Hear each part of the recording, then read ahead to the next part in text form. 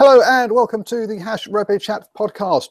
Don't forget to subscribe on your favorite podcasting app so that we drop into your phone every single week. That's right, whether you use Apple Podcasts or iTunes, whatever you want to call it, or Stitcher or SoundCloud or one of those things, or Acast, then just subscribe to us there so we come to you every single week.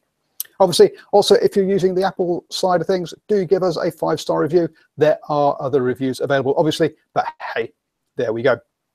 If you would like to watch what happens behind the covers, this show is live on YouTube at 8 p.m. New Zealand time every single Tuesday, so just look out for my YouTube channel for that. You can also join in the discussion on our 5 questions via Twitter. Just follow at DrivingMaul. Look out for the questions and use #RugbyChat in your replies. And hey, we may even mention you in the show. I'm Paul, the guy behind DrivingMaul, and I'll be your host for the next hour or so before dashing off to become an Uber driver for the rest of my life. Joining me this evening, Mike, how are you doing, sir? Oh, congratulations on that, man. That's awesome. I remember reading a tweet not too long ago. Yeah, I'm good, man. It's good to be back after my week off. So, yeah, let's get into it.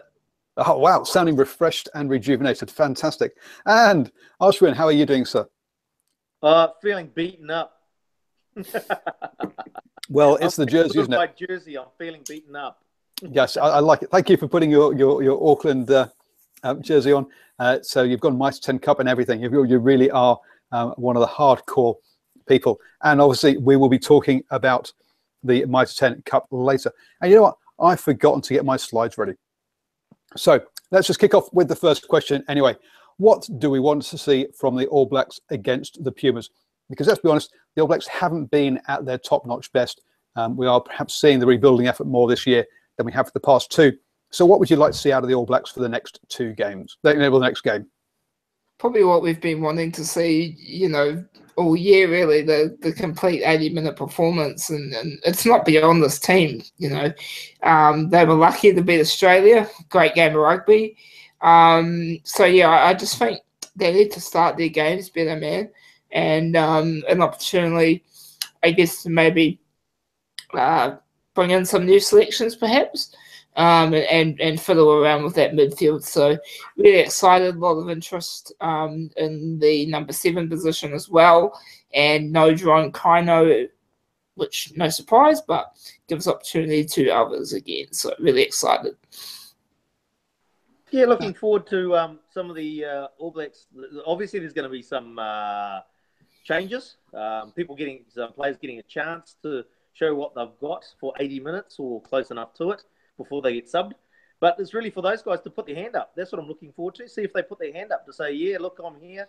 And you can't, you've got to consider me going forward. So that's what I'm looking forward to, is seeing those new selections. As Mike's just alluded to, I think the midfield's a big one. I don't think anything's cemented apart from Ryan Crotty, but the combinations are still to be cemented. So who do we expect to see at number 7 then? Oh, Adi for me. Yeah, I'd go Adi Savia. And then just on the midfield, you know, good opportunity here for Anton Leonard-Brown. I mean, he's sort of been in and out of that starting role, hasn't he? And I think he's a better option than Sonny Bill anyway. So hopefully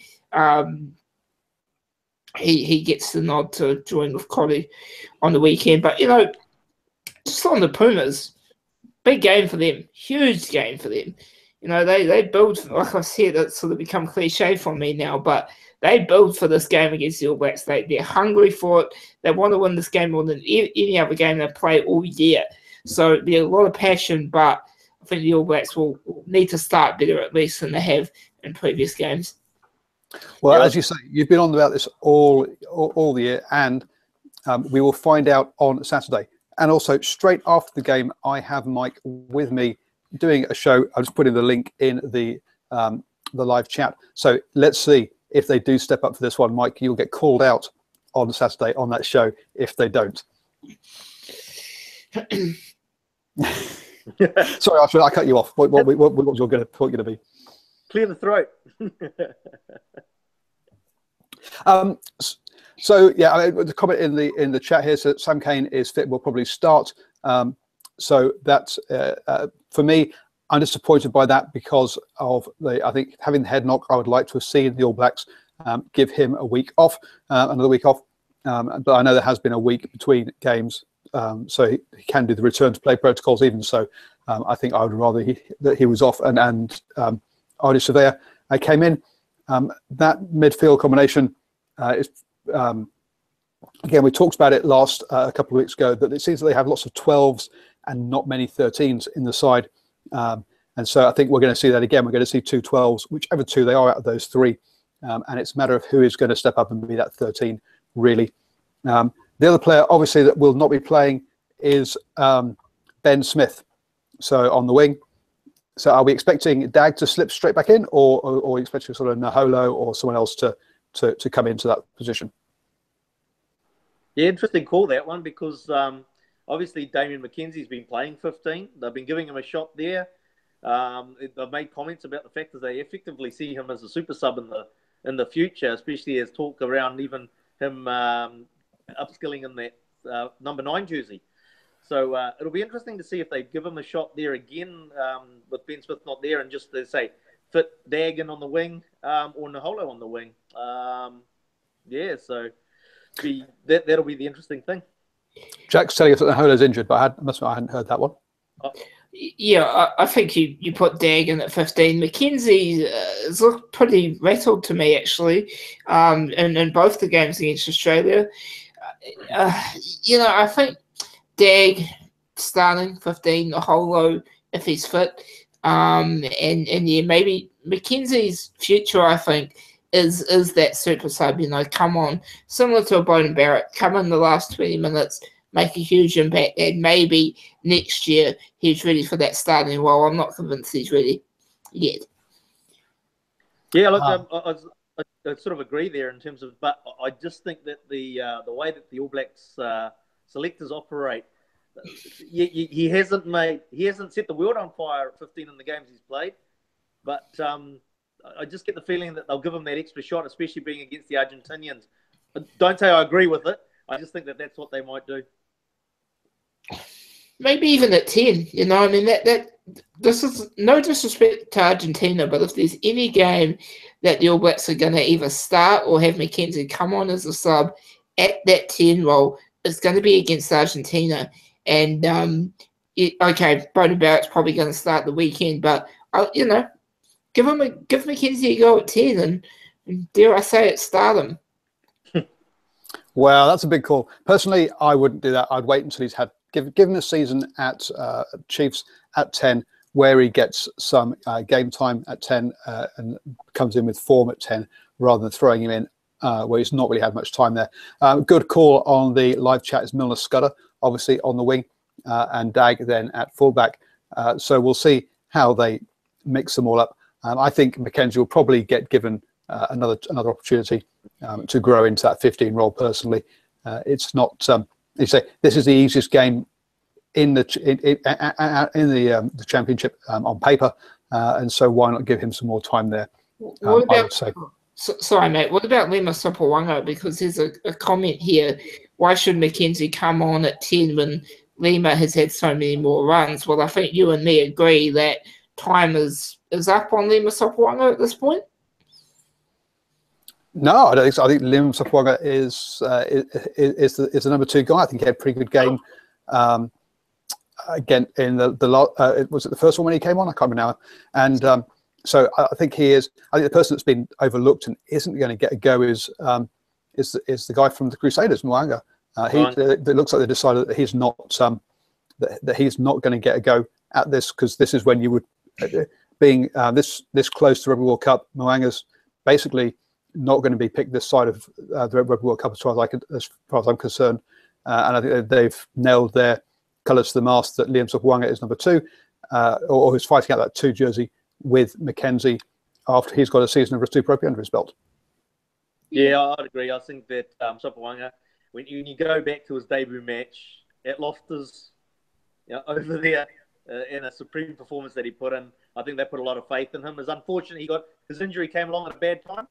But I think that he's definitely a clear number 2, and McKenzie, because of his versatility at 15 and 10, it has been a season under at the Chiefs in the 10 position, then he'll probably nail that sort of versatility role of 15 and 10. Yeah, good point. Good point.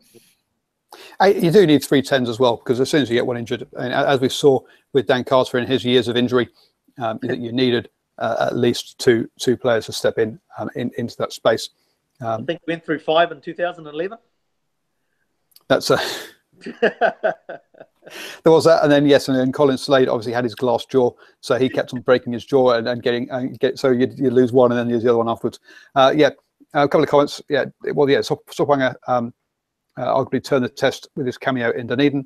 I thought he had a good. I couldn't remember which game it was, but I thought he had one of them good game, one of those two, and so I do think Sopoaga is a nailed on part of this this group at the moment.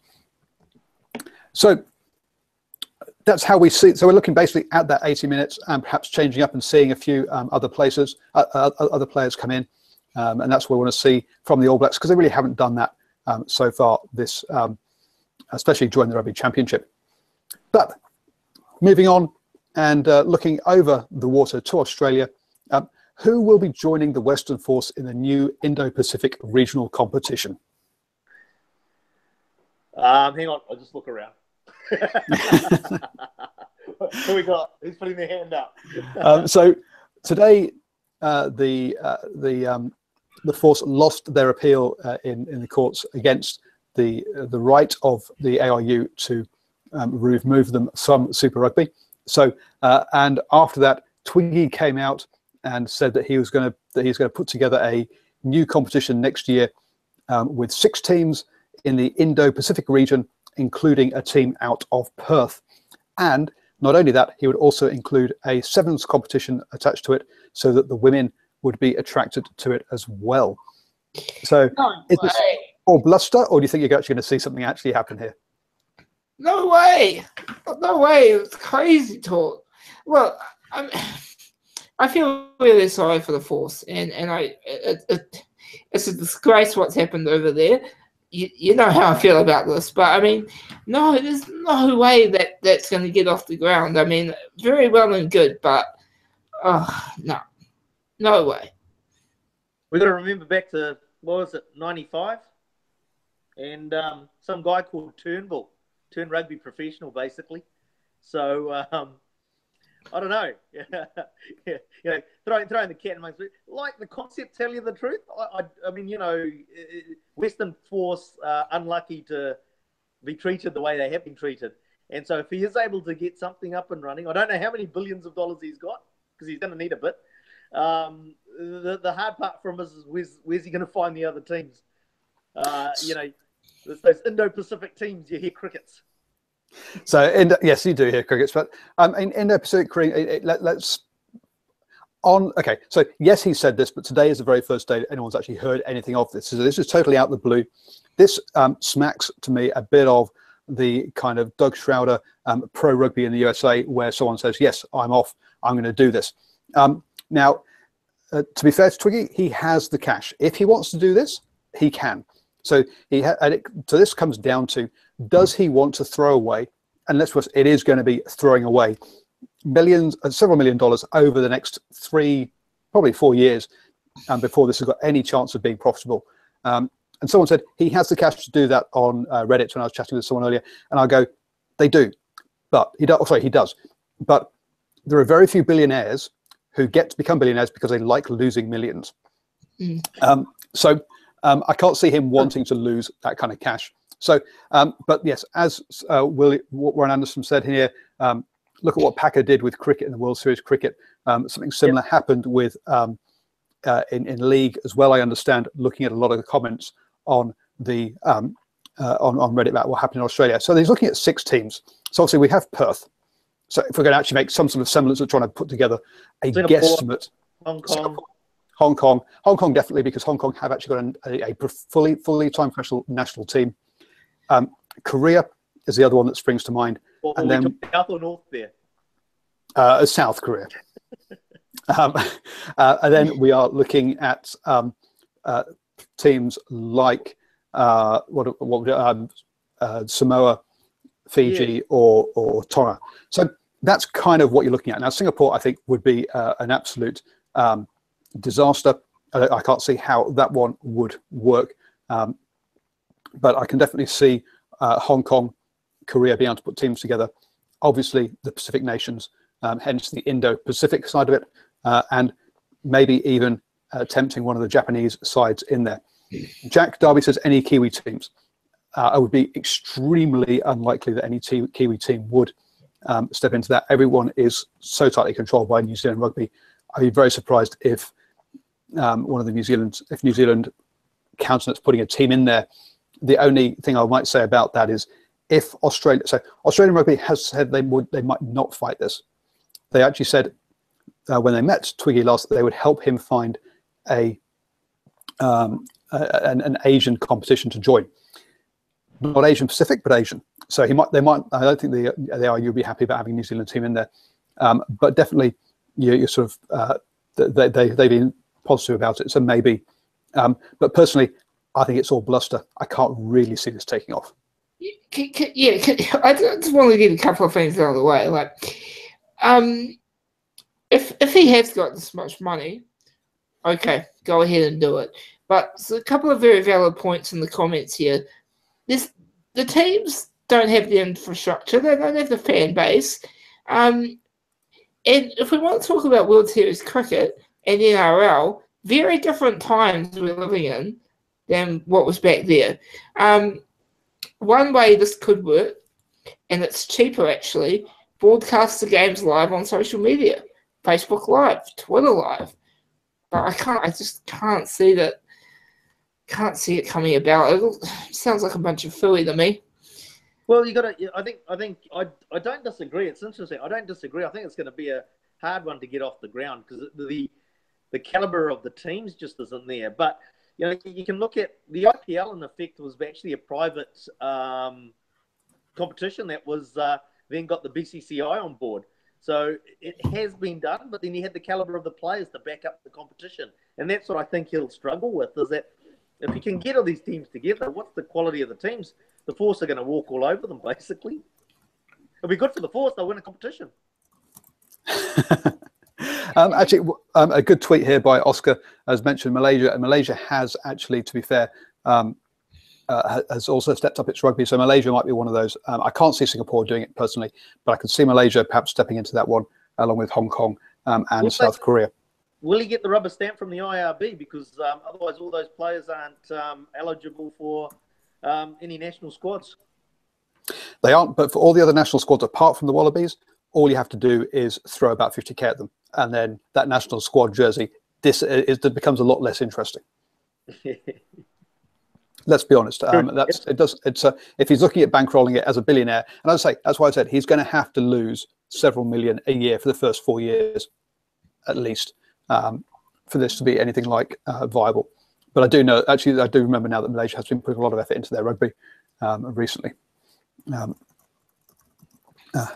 I guess the other question though is there going to be the interest, regardless of if this is some sort of rebel competition or whatever, not sanctioned by the IRB, we've already got too much rugby as it is. People are flooded by rugby these days. I don't know, man. Really not. Yeah. I agree. On the men's side, yes, there is. We are flooded by rugby, so I do agree. I'm not sure where he's going to get the audience for this, but unless you're building the audience in these countries where they don't have rugby already. Hence, you don't want to go to Japan. You don't want to go to Singapore where they have a Super Rugby side. You want to go to countries that don't have something to watch, like in Malaysia, Hong Kong, Korea, Samoa, and Tonga. Cool. And yeah, he's talking about accessing all these new markets and that kind of stuff. Mm. So next up, talking about new markets and the women's game, can counties Manukau go back-to-back in the Farah Palmer Cup? Well, you look at last week's score and you'd say yes. Well, they back up 60 and over 60 against the opposition last week. So 84-7 was the result last week over North Harbour. An absolute drubbing there. So they have definitely stepped up. Mike, have you been looking, seeing much of the Cup so far? Unfortunately, no. I did watch quite a bit of the Women's Rugby World Cup. Congratulations to the Black Ferns, but no, I haven't. Yeah, so probably can't really comment, but the Counties have a pretty decent season last year. They won the Cup last year. So Counties won it last year. Yeah, so yeah, of course. In the final. Awesome. So let's just quick run through of the results from last weekend. I've just kind of got the wrong page. Sorry there. So Bay of Plenty drew with Auckland 10-all, which was a big surprise. Auckland have made the final every single year that this competition has been held and have only lost it twice. All the other times they've won. Wellington beat Hawke's Bay 41-10. Tasman lost out to Waikato 17-25. The Counties, Manukau beat North Harbour 84-7, as we said, and then Canterbury beat Otago 27. Yeah, so I don't know if there's been an agreement or what's happened, but going back to last year's competition in the Farapama Cup, we'll have to shorten that and call it get an abbreviation. But there were basically every team seemed to have an Auckland player from the year previous. So whether that sort of like encourage players to spread amongst the other teams to try and create a more even competition, I'm not sure. But yeah, there's something. It feels like something's gone on there. As I say, there was a lot of players that were championship winning Auckland women's side. The Storm that had been filtered around other teams. So which you know, to create competition is probably not a bad thing. As with someone wearing a blue and white jersey, hard to swallow. It is, and I'm not. I guess two things. Another thing also is that they said that out of the Rugby World Cup, the Women's Rugby World Cup come home, all the rest stayed in Europe to do a bit of sightseeing. So you've got to wonder how many players is Auckland missing through that, for example, that with players who have decided to stay in Europe and do some sightseeing rather than come home straight away after the Women's Rugby World Cup. So maybe that's also impacting a couple of the sides as well. It's also great that we do have 10 teams this year, which is 2 up on last year. So we can see it's growing and it's going in the right direction. I think we can talk about this a bit later, but one of the things that disappoints me with the NZRFU, and I still refer to them as the NZRFU, it's just the marketing of their game. I mean, you've got this women's competition where we want to talk about it, but we struggle to because we have little information about it. Have they heard of this thing called Twitter? It's called social media. We can disseminate lots of information. Doesn't cost a lot. And we can find out about these competitions, but we absolutely know bugger all about it. And it also comes down to the Mitre 10 promotion. It's just like most week, as you know, we've got a couple of hardcore mates that sit with us at the rugby at Eden Park. Often they're going, I didn't even know the Auckland was playing this week or these games were on. It's just like the promotion of the game is outside of the All Blacks is pathetic. I totally agree with you, buddy. Let me tell you something. The money is there with the NZRU to promote the hell out of women's rugby. And I think if the Black Ferns winning this World Cup and the way that they did it is not enough to, okay, maybe not take it, more interest from the NZRU, not a token thing on the side every now and then. They've got the money to promote the hell out of women's rugby. They can do it with Super Rugby, the All Blacks, all that. Why not the women? Well, my point is actually I'm not taking a gender-specific view on it. I just think that they really are dropping the ball on the promotion of rugby in general outside of the All Blacks. And the Auckland market, if you live in Auckland, you know that the Auckland market's suffering. Have they sold out QBE yet? I don't think so. And it's like, what? A test match against South Africa in the 30,000-seat stadium hasn't sold out because they pushed everything behind the All Blacks and now it's coming. The chickens are coming home to roost because people have lost interest in rugby or just aren't aware of things that are happening. I'm going to have to apologise because I did say there were 10 teams, actually 11 teams. Sorry, Manawatu were the team that had a week off last week. So there are 11 teams up there now. So we're still not quite at the same level as Mitre 10 Cup. I mean, Southland and Northland, for example, aren't in there. But you're right. When you look at some of when these games are being played, on the 7th, 8th, 7th and 9th of September, expecting people to turn up for a game. To be fair, that the 7th one may be the same time as counties are playing, counties Mitre 10 Cup are playing, but to expect people who are not fully professional to play midweek games and to travel for those games is harsh. Now, counties and Waikato, it's not very far for Waikato to travel, but a 5 o'clock kickoff, and if you've got a full-time job in Waikato, in Hamilton, you're not going to make it on time. So I think it's a bit harsh also with the scheduling around that as well. But you're right. How much do they do? I did approach the head of the NZ Rugby women's promotion person at the over the weekend and said, hey, how would you like me to do a live YouTube show for you on Monday nights, talking about what happened over the weekend, get some of the players to come on, just like you guys are coming on, and do a show. It would cost you nothing to make. All it requires is a time commitment from some of your players to turn up and do it. And I've not heard anything back.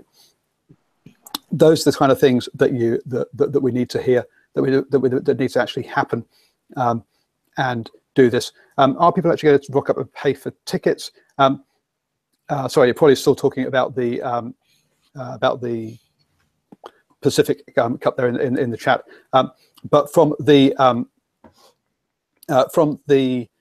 I got blank from the Manukau Cup side of things. I know I've been to two semi-finals the last 2 years that Auckland have played in, and they've been free to turn up to. And you can just go and see them. You don't have to actually pay, which is good from that point of view. But there really isn't enough promotion of it or knowing when these games are at all. Hey, Paul, I mean, you just mentioned there's 11 teams. If it matches up with the NPC teams, why wouldn't you have them as a curtain raiser? And have so if Auckland's playing Taranaki this weekend, the Auckland women are playing the Taranaki women this weekend. They play as a curtain raiser. It's just logical. The cameras are going to be there, so Sky will probably put it on TV because there's no extra cost for them to do that, apart from maybe a few more hours to pay the guys. I don't know. Their marketing people are better than us. Well, that's debatable. So I've tried to reach out to them about this, and I think they could really do a much better job, as you say, about marketing sort of this stuff. We will be covering it. We'll be talking about it on this show going forwards because I want to try and support the women's rugby and the game. So you will see questions around these from what little rugby that we can actually see and try and talk about. On the curtain raisers side of things, I know there was when some of the Black Ferns games they had earlier in the season at the same time as the Lions were played as before Lions games. They were referred to as double headers rather than curtain raisers because that was seen as being demeaning. So we're just going to be a bit careful about some of the terminology around some of this stuff. But yeah, if you play at the same time, there's a chance to get some other people to turn up. But then again, I went to the actually we were both there. We both went to the Pacifica double header where Wales played Tonga and then the All Blacks played Samoa. And in all honesty, the ground was empty for Wales versus Tonga, and we're talking full-blown international sides who make. Well, actually, the Wales didn't make it, did they? Actually, no, Wales did. Who make the last 8 of the Rugby World Cup, and still people aren't turning up for it. So look, just on that game, Paul, though, that was a last-minute decision. Again, poorly marketed. I think the NZRFU just expect people to turn up. Again, people that I work with just didn't know that their game was on. When I told them what the ticket prices were, if they said, everyone to a T said, if I had known the game was on, if I knew that the ticket prices were that, I would have been there. I would have been buying tickets and going to the game. People just didn't know that game was on. As you've alluded to, top quality nations were playing that day, and the ground was empty. So, yeah, I don't think that has way through. Warren says it in the chat that they need their own their own games and their own attendance, because I do think it's also a different audience. Last weekend we were at Eden Park, and there was a schools rugby final, which saw one stand packed out. Everyone left before the Mitre 10 Cup game because it's a different audience. So playing these double headers doesn't always necessarily work in keeping in sort of maintaining or spreading the word to a new audience. And on that part of talking hard, here we go. Let's follow this up with marketing by New Zealand Rugby. With tickets still available for both the Pumas and Springboks tests, is the New Zealand public rugbyed out? I think so. You know, especially after that Lions series. I mean, there was just so much promotion and interest and excitement for that series. You know, I think they are at this point, and you know, the Rugby Championship, as good as it is, it kind of feels a wee bit stale in a way. So that's one aspect. But I also think the ticket prices, you know, it's ridiculous. So yeah, it's a number of factors, and I think marketing as well is probably another one. No, I'll disagree with you on the ticket prices, Mike. I think that you can't. It's a bargain. Going to the rugby in this country is a bargain. When you look at what you're getting delivered on a plate, you go around anywhere else in the world, and if you've got the quality of the product that is being put up, then the ticket price. I talk to mates that have been to the UK. Okay, quality of the teams and the rugby, yes. Not necessarily the stadium product. Yeah. Stadium product, yeah, absolutely. But at the end of the day, I mean, as Paul, being from the UK, you know, you so many mates that have done that overseas, you know, OE trip and that, and they go over there, and the price that they have to pay to go see a soccer match or even a rugby match over there, they're paying test match ticket prices. No, I agree. The cost-wise, yeah, it's definitely not cost. I mean, it's like my ticket. If I was going to go, and even I'm not going to go to the Springbok test in Albany, actually because I just want to do a video here straight after the game, so I can't do it at the ground. But I think the ticket cost would be $56 for me to go and watch the All Blacks versus the Springboks. We're talking first versus third in the world currently. You can't bar the Lions. You're not going to get a bigger game, really. But and when you talk about marketing, I drive by a billboard here that's up. I'm hearing about it on the radio. I've been emailed by Auckland Rugby recently this week. So they are trying to get the word out there. I just think people have had enough rugby and are actually prefer their sofa than actually turning up to the games. Should they have played that game outside of Auckland? Why wasn't this in a regional centre then? Because we just had 2 Lions games, 3 Lions games in Auckland. North Harbour is Auckland. Let's not, you know, it's Auckland. Why was the game not played outside of Auckland? You're exactly right. You are exactly right. And I mean, if you look at the schedule next year, it's not looking a whole lot better. There's a game in Nelson, what they do. But I mean, God, Auckland's got, you know, I don't know. I mean, just on the ticket prices though, the actual experience that we're getting at the stadiums, is it worth that much money? I mean, the whole experience, not just the players. What would you like to see? A bit more than what we're getting. Yeah, but I suppose, you know, it's fair comment, but it's just like, you know, what's the expectation? I mean, like for me, I go to a game. I'm not after an experience other than to see my team and to see my team win, which is hard when you're an Auckland supporter. But it's a fact is that's all I'm going to see. So I've come from a different era when I just go to the rugby to watch my team. I'm not interested in the quality of the beer, the quality of the food, because I don't go there. I don't drink beer during the game because then I have to go to the loo when I miss the game. So what's the modern day person wanting to get out of an experience at a rugby stadium? Well, I think people are actually looking for affordable food, easy parking, and slightly more comfortable conditions to sit in. And, you know, every time there's a game at Eden Park, you hear the people complaining about the same thing. the prices, the queues, the management of the whole issue. And it's the same at venues across the country. AMI Stadium, Christchurch, my God. So, okay, let's remember, Alison, that you and I go and we sit in the members' lounge, and we have a range of 15 different types of bottled beers, of a few of which are craft. We also have the option of either a ham carvery or a curry, which does change and rotates between being an Indian curry or being a Thai green curry. We also have fish and chips. There's very nice gattos available, and they quite often put on free little sweeties that we can eat. So apart from those small things, pardon? So our stadium experience is not the average crowd stadium experience, is what I'm trying to say here. The average crowd has got the choice of a pulled pork bap, which is cold, a small amount of fish and chips, or a bratwurst sausage. Now, the bratwurst sausages are actually quite nice. I was going to say Fritz's wieners, come on. Fritz's wieners are good, but if you're turning up to the rugby and that's all you're going to eat every single time because there's no other choice, that's the problem. Variety. Your choice of beers comes down to two. You have either Steinlager or Speight's Mild, and that's it. There's also perhaps a wine, I think, maybe a cider, but it's available downstairs. We've seen it. We can get it.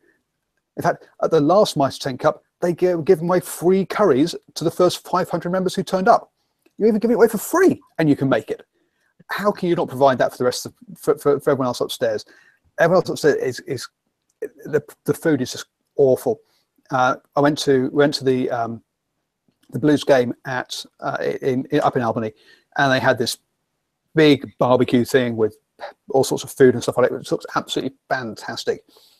You walk into Eden Park, and you just go, right. That's just, the food's just awful, in all honesty.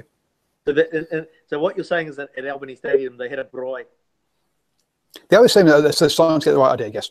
Why they've gone and replaced all the grass banks with a bunch of seats, I guess that's to do with the test match.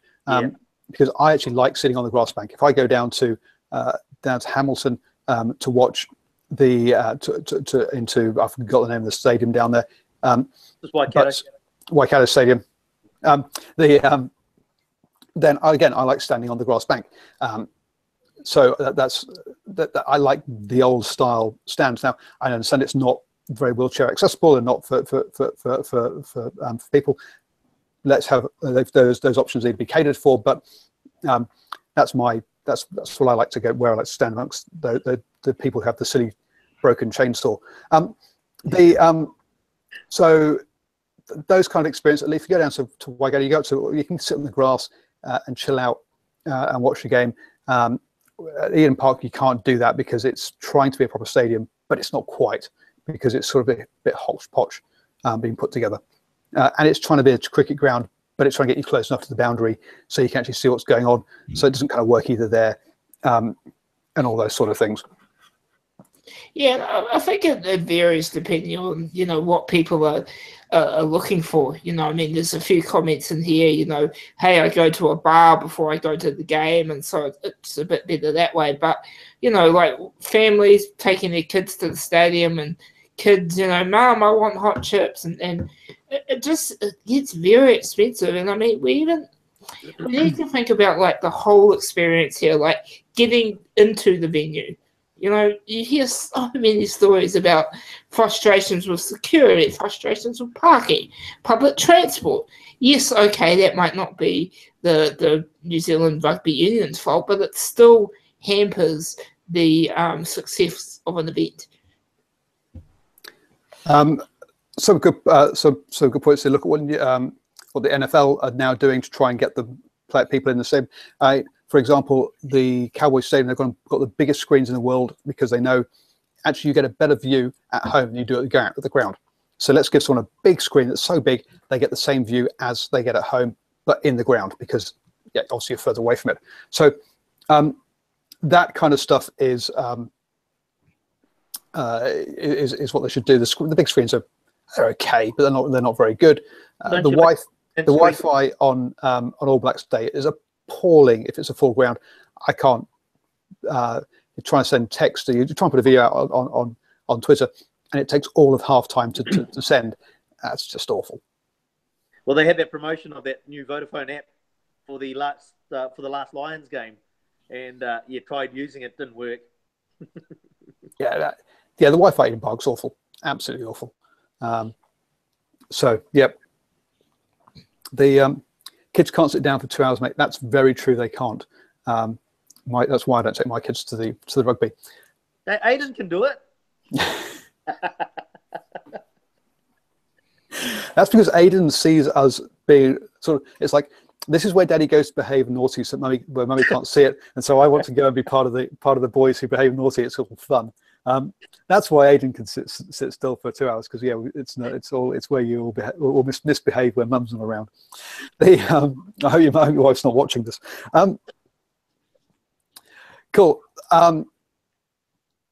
The other point actually is the one that Mike said, is that this is becoming a bit of a stale tournament, because it's not really competitive, is it? We know who's going to win. Pretty much. We talked about the arrogance and complacency that can sneak into the All Blacks, but the reality is that they've got to play poorly to lose. Yep, and the lack of competition makes it.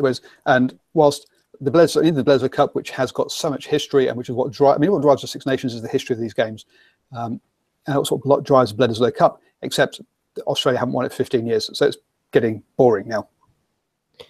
Yeah. Yeah, that's all really is to say, isn't it? Yeah. they need to step up. Yeah. So, since we've just spent the last 20 minutes bashing the NZ Rugby, let's do another 10 minutes of it and finish off with our final question. What is the purpose of the Mice 10 Cup? Because no one watches it. Yeah, I don't know. I mean, like, the frustration factor for me sitting here wearing my blue and white jersey is that Auckland Rugby, warm-up game in Japan with less than half the squad, if any, that actually ended up playing in the Mitre 10 Cup. So they had no games together before they started. The Gallagher Shield final basically finished, and then a week later the squad's announced, and then a week later the tournament's starting. It's like, and that's not New Zealand Rugby Union, that's Auckland Rugby Union. But then, yeah, the whole thing's just a mishmash to me. Yeah, I mean, it's a bloody struggle to watch the Mitre 10 Cup. There's too many games on. All the teams deserve to be there, and the problem is, like, what the hell, Mitre 10 Cup it's a really good way for young players to grind their teeth and get ready for that Super Rugby level. We've seen that with so many players, but as a fan, as a reporter on rugby, at this time of the year is so annoying because we've got so much All Black stuff, and then the Mitre 10 Cup as well, and it's just like, I can't deal with, a game on a Wednesday night. I can't deal with all these bloody games, it's too much. So, number one, they need to put that competition back into one division. But yeah, apart from that, I don't see it going anywhere, but the crowds should tell you all you need to know. There's just no real interest in this competition, but it needs to stay for the good of the game in New Zealand. It does, and I guess that's what I was going. Conky Fitzpaz in the chat says that it's not boring. There's been some great games. There has been some great games. It's not the quality of the rugby that's the problem. There's some very good rugby being played. There are some very close games. There are some blowouts as well. So the rugby, that's not the problem. I think we've hit on a couple of problems. One is the volume of rugby and when is your team playing. You can play any day between Wednesday and Sunday. So you kind of, it takes, I've had to sync my calendar with New Zealand Rugby calendar to try and figure out when the games are. Yeah, I come back to the point I made before. It's just like, have these guys not heard of social media? It's just like all they need to do is at the beginning of the week or a couple of days out or the day before, put out a tweet, put out a Facebook post.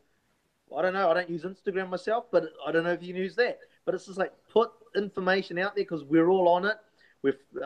You're following your union on Twitter. You're following your union on Facebook. and you'll get that post that'll tell you when that game's on. It'll tell you who's playing, all that sort of stuff. But the lack of information is what I think is, is leading to the lack of interest. I think it's a confusion structure as well. So hang on, I'm playing against Southland, but didn't they get relegated? So why are we playing the relegated team? Because I thought we stayed up. So the confusing structure doesn't help. The playing any which day of the week doesn't help. So you don't know, it's the weekend, so I'm off to the rugby, because actually, sorry, they played 3 days ago, so not playing this weekend. Oh, okay. And so I think you're right. I think Mike's right. We get either you get back down to one conference, or you get rid of these cross-conference games at least. Because it's just too confusing as to what's really going on, and you simplify when the games are. I understand it's done for TV, so that the TV have got a different game to show each night and fill their schedules, but it's hellishly confusing. And maybe try and get some teams that actually prefer to play on a Thursday night, and so some teams play most of their home games on Thursday nights. People get the regularity and know when it's going to happen. Rather than at the moment where it's it's like our seats. It's like our seats for at Eden Park for regular season. Anyway, you know where it is. You go there. You're familiar with it. It's comfortable. It's like putting on your alt slippers type scenario. You know when things are happening. Yeah, and when Pierre asked me to come and sit next to him, it sort of just feels wrong. My seat is in front of him and 4 seats across. It's not next to him. Much as he's a nice guy and we share and we drive to the game together, I want my seat, not his mate's seat next, not Richard's seat next to him, because Richard's just not there that night. It's familiar. It's getting to know stuff, and it sort of comes back to what you're sort of saying. If you knew that your team was going to be playing at this time, this day, every week, sort of thing, or then you don't have to worry about looking up when it is. You just know it's on. I was at the start of the Mitre 10 season this year. I had to go and pick up my my media credentials, and I went up to the Waikato Rugby Union office, and on the wall there's this awesome photo of a sold out Waikato stadium for a Mooloos game. Way back, over 10 years ago, it was the Mooloos versus Auckland. Way back. That's the thing, isn't it? Yes. Massive crowd. And I was sitting there and I'm like, wow, this would never happen in 2017. We need to get back to the good old days, man. That was the good old days of rugby. Well, I remember about a year ago in Rugby Chat, someone's like, here, look at these YouTube clips of Eden Park rocking for a NPC game. It's like, yes, but it's 1987. That's the problem. And that's what I was like. If you want to get NPC back to where it was, there's a thing called the Super Rugby competition, which has to be scrapped. Yeah, you're right. It has to be. It's because it's not clinical. And let's put. And from my point of view, not only do we have Mitre 10 Cup, we have obviously the Rugby Championship, the NRC, the Curry Cup, the Pro 14, the Top 14, and the Avira Premiership. Those are the games. Those are the leagues I actually follow. That doesn't include Top League in Japan, which is also going on now as well. So there is a lot of stuff going on. Christian makes a point of, I thought New Zealand know how to promote rugby. No, they don't know how to promote rugby. They know how to organise rugby to create a winning team at the top. It's a different thing, and that's what the Mitre 10 is there for. Mitre 10 is there to produce Super Rugby players who will go on to be All Blacks players. It's not there for any form of entertainment or for any form of. It's got to be a loss leader for producing talent. Bingo. And to be honest, it's a what's the word? I don't want to swear on the air. It is a mongrel to write Mitre 10 Cup rugby. It's just the whole time I'm doing it, I'm like, why am I doing this? Because it's going to serve an audience, but what's it really matter in the grand scheme of things? Because it's going to make him millions of bucks, Mike. We all know that billions of people read every post of yours on Mitre 10 Cup, and the money just rolls in on the advertising. No. And yeah, I see a big drop off at this time of year. Well, actually, from last month, really more than this year. in my annual numbers looking on my blog, because people follow the Super Rugby, and then wait until really the European season kicks off, and then they come back. Warren asked the question, is NRC gaining more traction than Mitre 10? No. Crickets. And yes, there's no point in Ashwin, I know that for a fact. And yeah, Mike's right, no, it's not. It is gaining traction, but it's not gaining as much traction as Mitre 10 Cup gets. It's going to be interesting to see how the Fiji Drua, I think it is how you say the name, fit into that competition, and that does raise the level of interest around that competition. But I can't see, but it's not actually gaining any traction as yet. I'd like to watch it, but I can't. It's not on. It's not on Sky. Sky don't broadcast the pictures, so yeah. Even if it's like tried to gain an interest in it, how? Because it's not on TV. Is it not on the Rugby channel? I'm not paying extra money to. I'm trying not to swear here. I'm already paying them a sub, and they want to squeeze me for another. I don't know how much. I am Indian. No, I don't pay for it either, to be honest with you, but I do think it is on there. There are occasional ones you can get in various social media circles. Yeah, I'm not sure that is actually on the Rugby channel. I think it's not. When you go through the old guide, I haven't seen any matches there. Okay, I thought it was. Okay, but yeah, happy to be. I'm not sure. I'm not wrong. I might have been timing could have been off. Well, it's time for money where your mouth is, or prediction time, boys. So first up, let's look at the Rugby Championship. So I want to know who's going to win and by how many points. New Zealand versus Argentina. Oh, gee, that's a tough one. I think it might be the All Blacks. I'm guessing about 40. Wow. Okay, Mike, how many are you going for? I'm going to go the All Blacks by 22 points. And I'm going the All Blacks, but I'm much more conservative. I'm going the All Blacks by 15. So yeah, clearly it is just a matter of the margin for that one. Straight after that one, or about half an hour later, Australia versus South Africa. How do we see that one going? I think the Wallabies, they have to win this game. And boy, they'll be fired up. I think the Wallabies will win. It'll be close, 7 or less. Yeah, Wallabies have to back up after the last test against the All Blacks.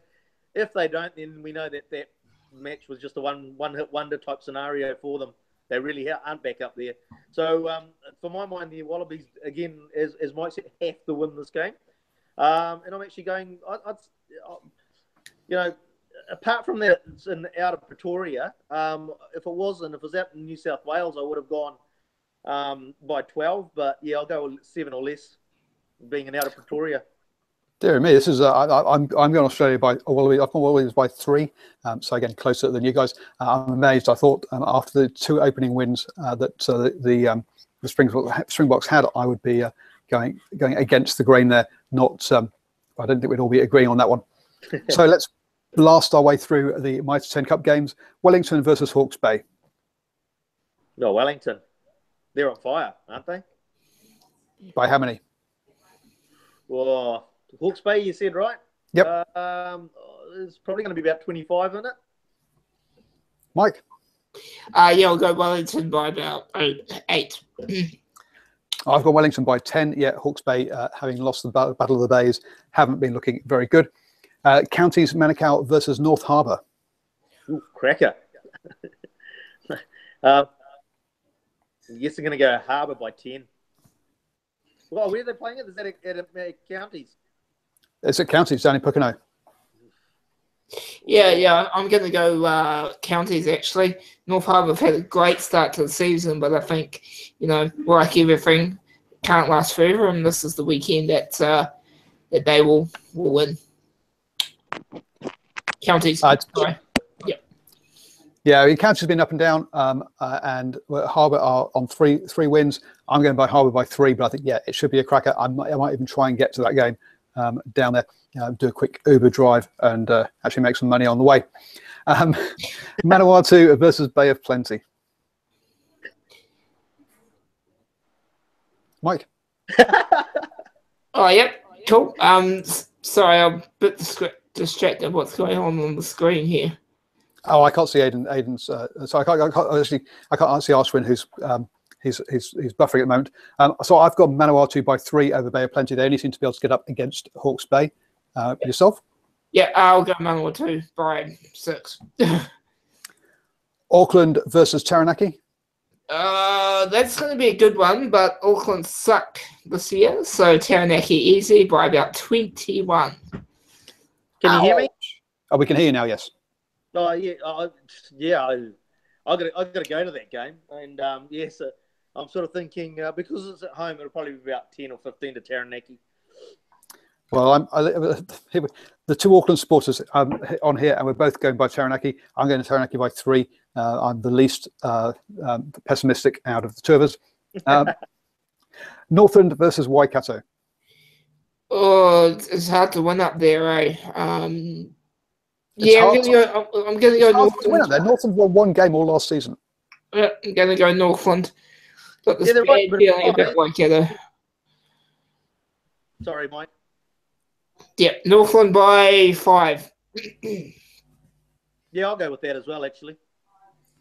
Well, I think the Tony Fowles are going to lose. I'm afraid. I think Waikato by 3. Northland are looking better this season, but now Waikato should get up over them. And then the teams that played the opening game have to back up. So Tasman versus Wellington. Wellington playing 2 games in a week. Probably Tasman, actually.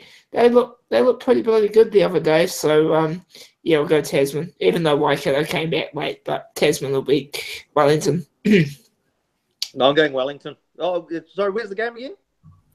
Tasman. The Tasman. I'll still go Wellington. Go Wellington by 3.